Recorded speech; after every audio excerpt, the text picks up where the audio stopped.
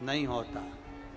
घड़ी तुम भले 50,000 की पहन लो, 1,00,000 की पहन लो, हीरे की पहन लो, चाहे पट्टे की पहन लो, चाहे चेन की पहन लो, घड़ी अपने हाथ में रहेगी, पर घड़ी का जो समय है वो अपने हाथ में नहीं रहेगा। समय आपका कैसा लाना है ये मेरे महादेव के हाथ में होगा।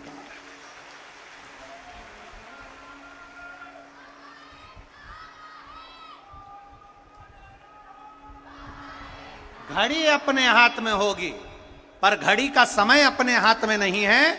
उसी तरह भगवान के मंदिर में जाना अपन जा सकते हैं, शंकर जी पे 1 लोटा जल अपन चढ़ा सकते हैं, शिव जी की स्तुति अपन कर सकते हैं, शंकर भगवान का गुणगान अपन कर सकते हैं, शिव नाम का स्मरण अपन कर सकते हैं, शंकर की स्तुति अपन कर सकते हैं और बाबा से प्रार्थना अपन कर सकते हैं। पर इतना जरूर याद रखना कि आपने दिल से, मन से, भाव से 1 लोटा जल शिव को जो समर्पित करा है वो जल खाली नहीं जाता।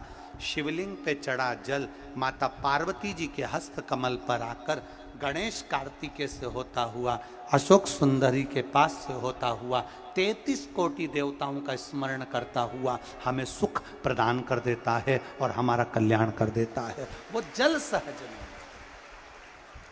सारी समस्या का हल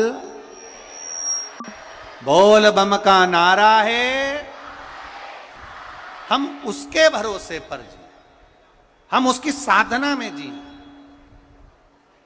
हम उसकी आराधना में जी, हम उसकी अविरल भक्ति में जी। आगे वर्णन किया गया सुंदर स्वरूप में भगवान शिव की अविरल भक्ति का जो वर्णन किया गया महाराज, तो विष समाप्ति का कोई केंद्र नहीं, पर विष की जो जलन है वो समाप्त हो जाए। आगे वर्णन किया गया बड़े भाव से 12 ज्योतिर्लिंग के चरित्र का वर्णन शिव महापुराण कर रही है। पहला सोमनाथ जी का वर्णन किया गया, सोमेश्वर महादेव।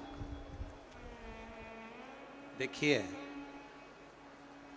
5 दिन की कथा में आज आप लोग जो इतनी संख्या में आए हो, बाबा से जब यहाँ से जाओ, भूमि को, जमीन को प्रणाम कर कर, रज को अपने मस्तक चढ़ाकर बाबा से दिल से प्रार्थना कर कर जाना, बाबा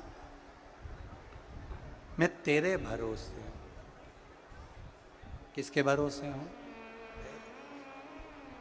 एक बार वो लाइन को आप प्रेम से गुनगुना, सब जितने बाहर खड़े हैं वो भी और जितने बैठे हैं वो। मेरे बाबा दया करना, मैं तेरे भरोसे हूँ। मेरे बाबा दया करना, मैं तेरे भरोसे हूँ। भगवान शिव के भरोसे रहना, शंकर की स्तुति करते रहे। चंद्र का काया रोग हुआ, भटकते रहे चंद्र। ऐसी कोई जगह नहीं थी जहां चंद्रदेव ना गए, ऐसा कोई स्थान नहीं था जहां चंद्रदेव ने जाकर विनती ना करी हो। भटकते रहे चंद्रदेव, निवेदन करते रहे चंद्रदेव। देव ऋषि नारद ने जाकर कहा आप जाओ और भगवान शंकर का शिवलिंग बनाओ और उसकी आराधना करो। पार्थिव शिवलिंग की आराधना करना, उसकी पूजन करना, और या अपने नजदीक में जो शिवलिंग हो उसकी आराधना करना, उसकी पूजन करना सुख प्रदान करता है। शिवलिंग का निर्माण करा चंद्रदेव ने, शिवलिंग का निर्माण कर कर शिवलिंग जब बनाया, उसकी पूजन करी, भगवान देव अधिदेव महादेव प्रसन्न हो गए। देव अधिदेव महादेव प्रसन्न हो गए, प्रसन्न। और देवाधिदेव महादेव जब प्रसन्न हुए, प्रसन्न होकर वर प्रदान कर दी और चंद्रदेव को काया के रोग से मुक्त कर दिया। काया के रोग से मुक्त। हमारा जो महामृत्युंजय मंत्र है, इस मंत्र का जब हम स्मरण करते हैं तो उसमें हमारे भाव छुपे होते हैं, भाव छुपे, उसमें एक लाइन आती है सुगंधिम पुष्टि वर्धन। इसका मतलब क्या है? क्या इत्र की सुगंध से सुगंधि पुष्टि वर्धन में?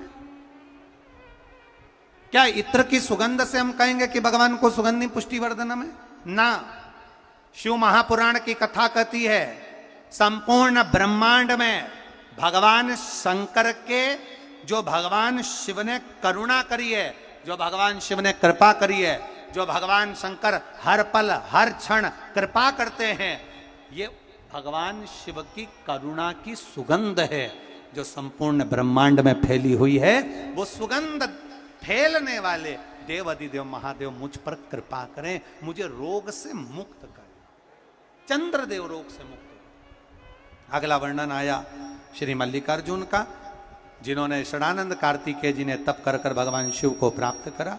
अगला वर्णन आया है श्री महाकालेश्वर का, दूषण नाम के राक्षस का संहार भगवान शिव जी ने करा, कालाधिपति बनकर विराजमान हुए। अगला वर्णन आया ओमकारेश्वर का, बिंद नामक पर्वत ने तप किया और भगवान शिव को प्राप्त किया। अगला वर्णन आता है फिर केदारेश्वर का, नर नारायण ने तप कर कर भगवान शंकर को अपना बनाया है। भीमा शंकर का वर्णन आया, कुंभकर्ण की धर्म पत्नी करकटी, करकटी का पुत्र था भीम, जिसने उपद्रव मचाया, उस भीम का संहार भगवान शिव ने करा। शिव जी का नाम भीमा शंकर हो गया। अगला वर्णन आया है काशी विश्वनाथ, मनु शत्रुपा ने तप कर कर भगवान शिव को प्राप्त किया। फिर अगला वर्णन आया त्र्यंबकेश्वर, गौतम बाबा पर गौ हत्या का दोष लगा और गौतम बाबा ने मां अहिल्या के साथ मिलकर शिव जी की स्तुति करी, तो उनसे ब्रह्मा विष्णु महेश ने आकर गौ हत्या के दोष से मुक्त करा। अगला वर्णन आया है श्री वैद्यनाथ, रावण भगवान शिव को कैलाश लेकर जा रहे थे, पर मेरे बाबा कैलाश जाना नहीं चाहते थे, मेरे बाबा लंका जाना नहीं चाहते थे। कैलाश पे से शिवलिंग लेकर लंका के लिए चले और बीच मार्ग में देवाधिदेव महादेव ने अपना वजन भारी कर लिया। रावण ने शंकर के भगवान की शिवलिंग को वहीं भूमि पर रख दिया, भगवान वैद्यनाथ जी के रूप में विराजमान हो गए। अगला वर्णन आया है श्री नागेश्वर, दारुक नाम के राक्षस का भगवान ने संहार किया और भगवान नागेश्वर के रूप में विराजमान हुआ। फिर अगला वर्णन आया श्री रामेश्वरम। देखिए कितना सुंदर संवाद कहा है भगवान ने।